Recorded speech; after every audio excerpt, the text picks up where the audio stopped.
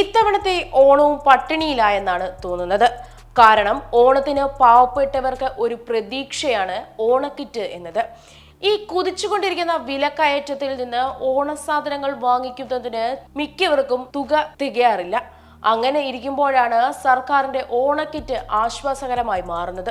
എന്നാൽ ഇത്തവണ അത് പരിങ്ങലിലാണ്. കടക്കണിയിൽ അകപ്പെട്ടിരിക്കുകയാണ് നമ്മുടെ സപ്ലൈകോ. കടുത്ത സാമ്പത്തിക പ്രതിസന്ധിയെ തുടർന്ന് സംസ്ഥാനത്തെ ഓണക്കിറ്റ് വിതരണം ചെയ്യുന്നത് വെട്ടിച്ചുരുക്കിയിരിക്കുകയാണ്.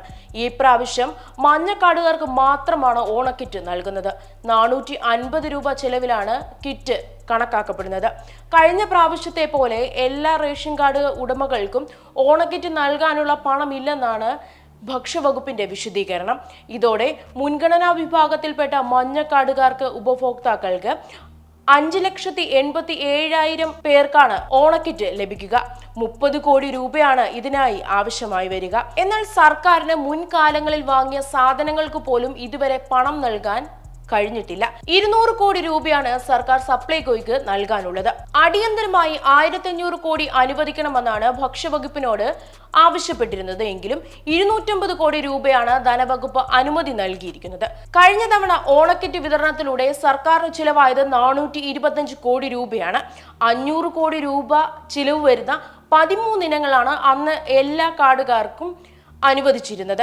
കിറ്റ് വിതരണം ചെയ്ത വകയിൽ റേഷൻ വ്യാപാരികൾക്ക് കമ്മീഷൻ ഇനത്തിൽ 45 കോടിയും നൽകിയിട്ടുണ്ട്.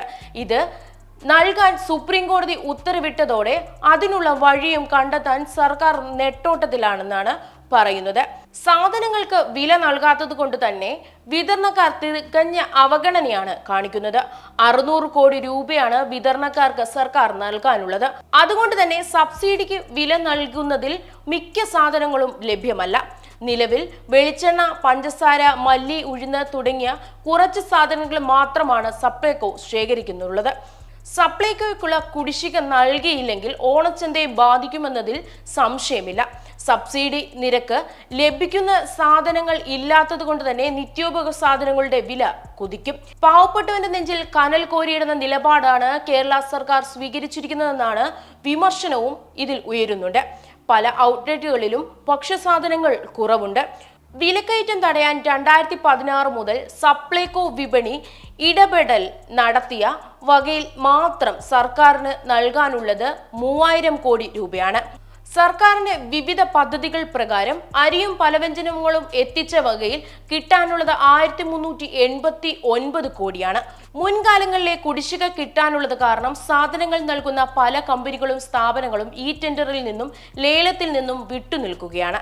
ഈ സാഹചര്യത്തിൽ മുഖ്യമന്ത്രിയുടെ നിലപാട് ഭക്ഷ്യവകുപ്പിന് ഏറെ നിർണായകമാണെന്നാണ് ഭക്ഷ്യവകുപ്പ് അധികൃതർ പറയുന്നത്.